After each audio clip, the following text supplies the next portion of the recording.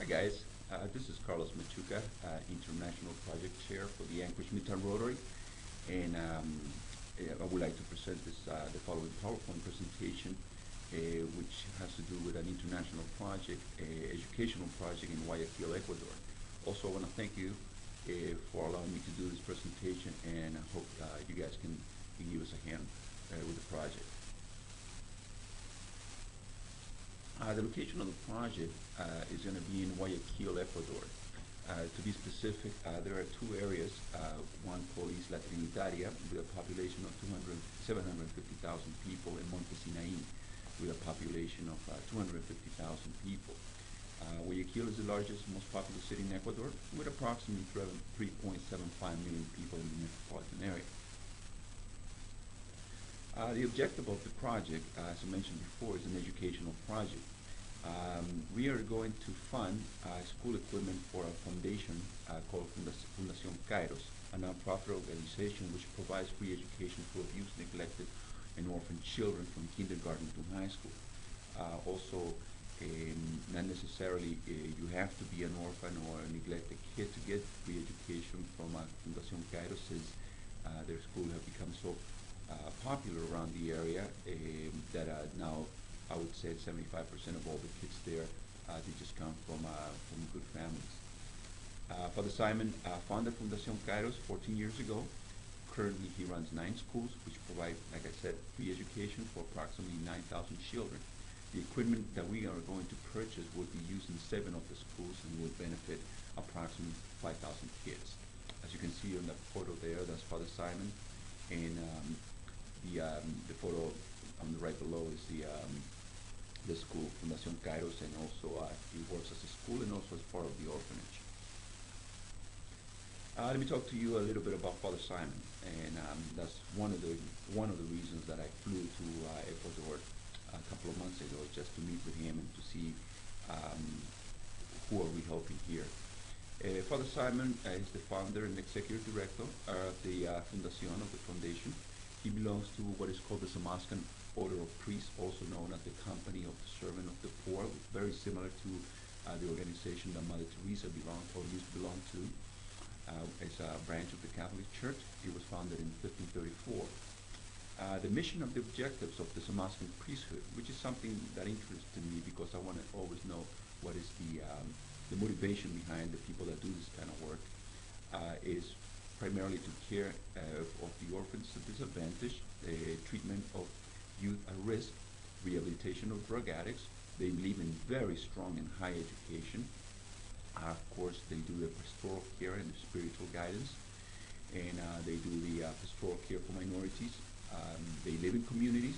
That's part of their call, to be able to be part of the community. They, of course, pursue the holiness by prayer and ministry to the poor.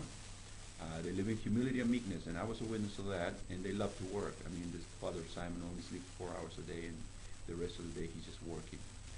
And then either you have to be a father or a brother, and as in this case, Father Simon, I believe he started as a brother, and now he's a father. On the photo there is me and Father Simon at Monte Sinaí, and then there's Father Simon and Daniel Sab, who is our contact in Guayaquil, working on some of the paperwork for the grant. The clubs involved are as follows.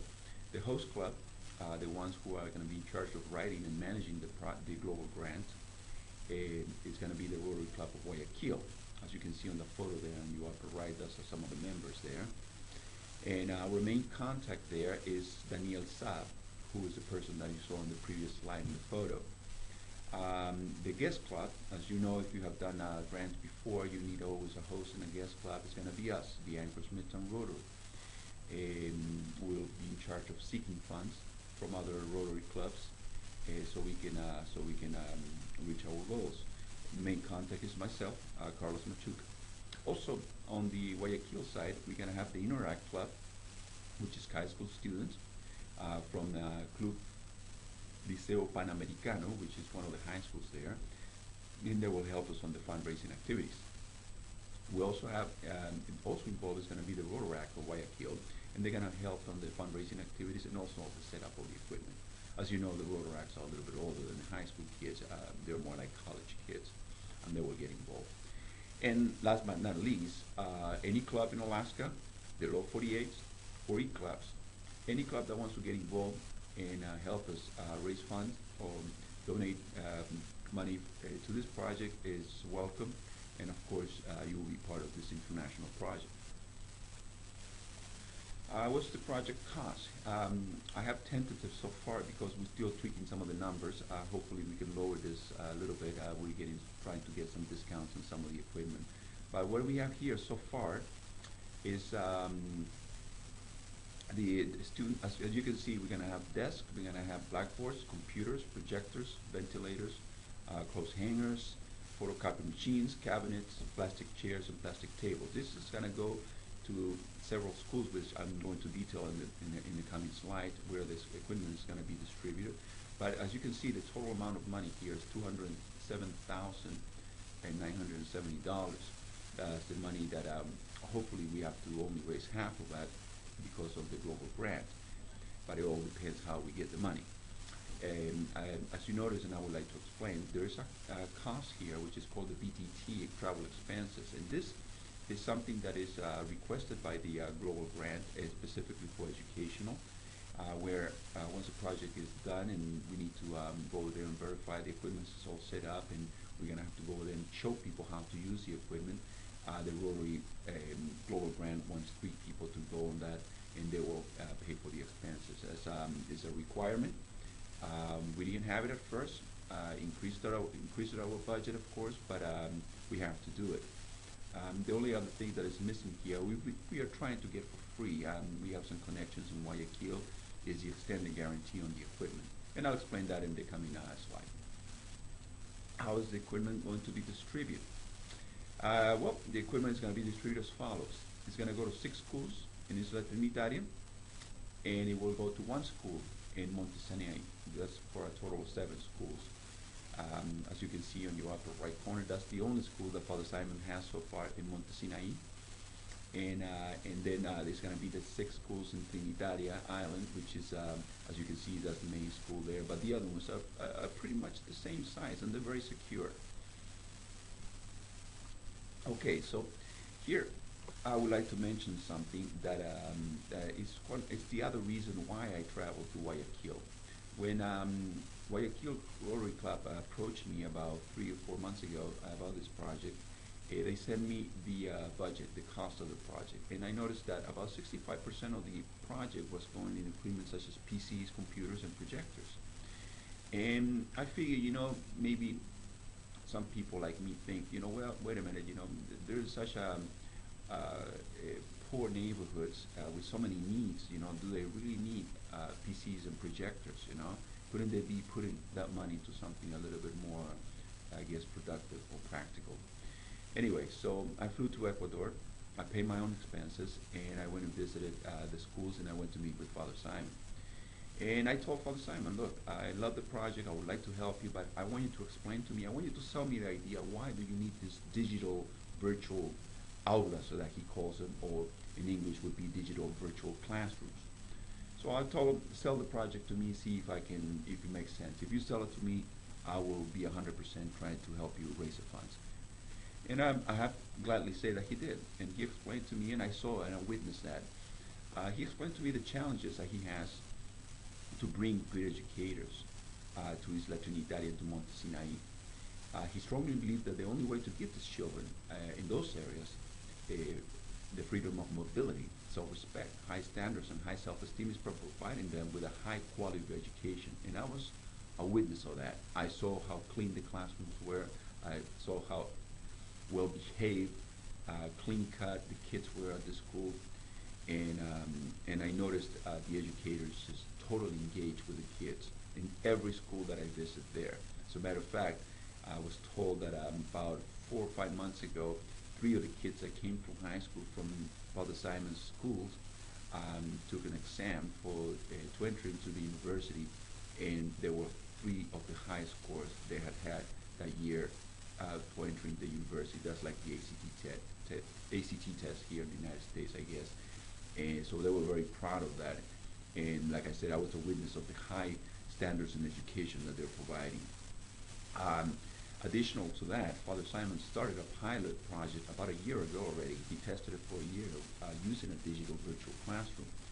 And as you can see on your upper right corner, that's the classroom that I visited where the kids are learning um, through a projector and a computer. So what Father Simon does with this digital virtual almas, he either has recorded classes specific to a subject, okay, and he projects on the wall with what he calls monitors. Monitors are like teachers, but these teachers, they're there to help. They're just people that have taken classes before, but they're not your top educators. And the other thing that he does is that when he has some classes or classrooms that he needs to that are a little bit more intrinsic, that they need a little bit more information, then he gets good educators to do it over the internet, okay, live or recorded in some cases. And this is something that is true. I mean, it's very difficult to bring educators to Isla Trinitaria and Montesinaí because it's a very dangerous neighborhood. Plus, there is no money in this foundation, so they won't get paid what they get paid to go and work in private schools. So all the good educators are primarily taken by the private schools of Guayaquil, and they wouldn't dare to go into this neighborhood. So, but virtually, they can teach classes, they can record classes, and they can present it to the kids, and Father Simon will get the high quality education that he wants. Additional to that, everything he does for the kids during the morning days of classroom, like the typical 8 o'clock in the morning to 2 o'clock in the afternoon. After that, the kids go home, but he also has adult education at night, and he's going to use some of his computers to do technical education for some of the parents, some of the younger adults, or some other adults that they require some computer skills. So far, he's doing it with sewing, he's doing it with hair cutting, and I believe he's doing it with some kind of catering, cooking kind of deal. So now he wants to introduce computer also to the adults in the area. The sustainability is another issue with any grant that you petition from the Rotary Foundation.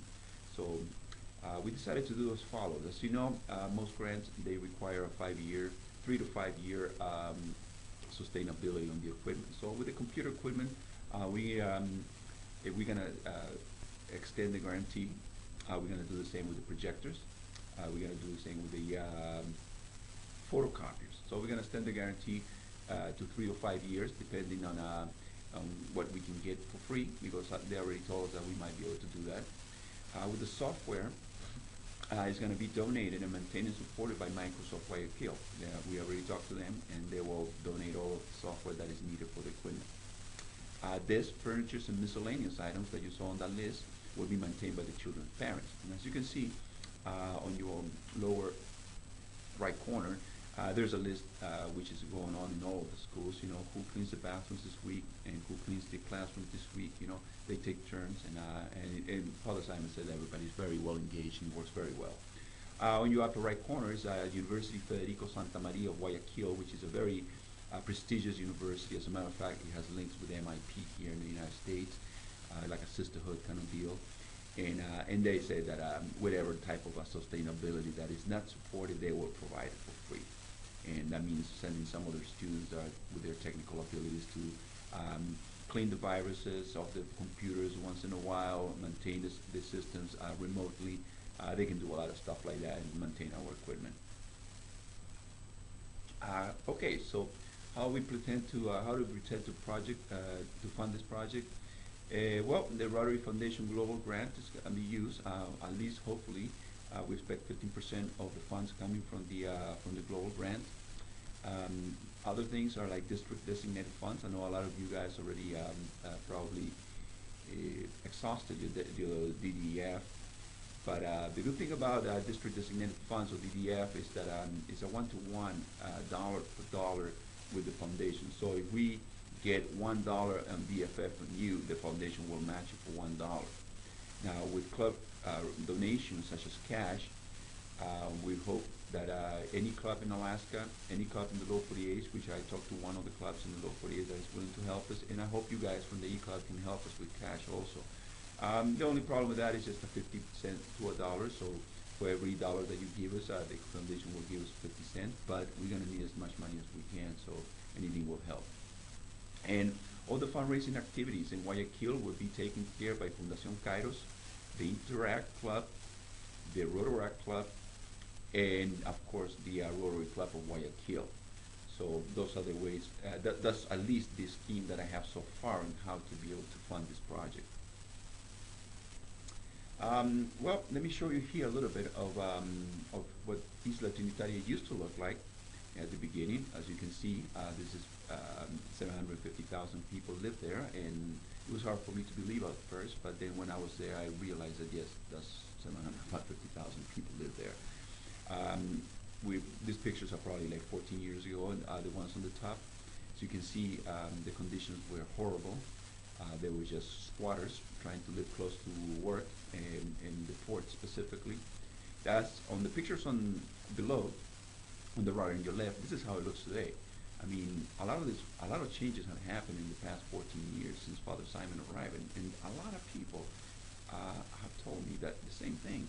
A lot of these projects, a lot of these paved roads, a lot of the electricity, the running water, the hygiene, it's been happening because of Father Simon. He's just a powerhouse in this neighborhoods, and I believe it because I met him, and I know the energy, and the charisma that he has to move people and to do things. Monte Sinai is a different story. Monte Sinai is what I guess they used to tell me was part of the jungle, which doesn't resemble anything like that any longer. It's all squatters. 250,000 people live here, and they're just shacks.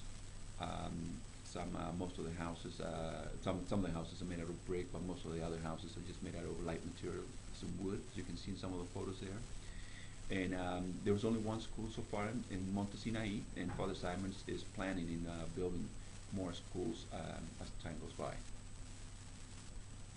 Okay, my personal opinion of the project. Well, I believe that Father Simon is giving a high quality education. I witnessed that. I went to all of the schools. I saw what people were saying. I was very impressed by everything that was going on in the schools. Practicality.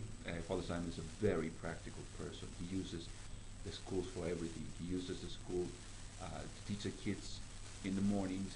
He uses it as adult technical school in the afternoons, and then he uses it as a community center at night.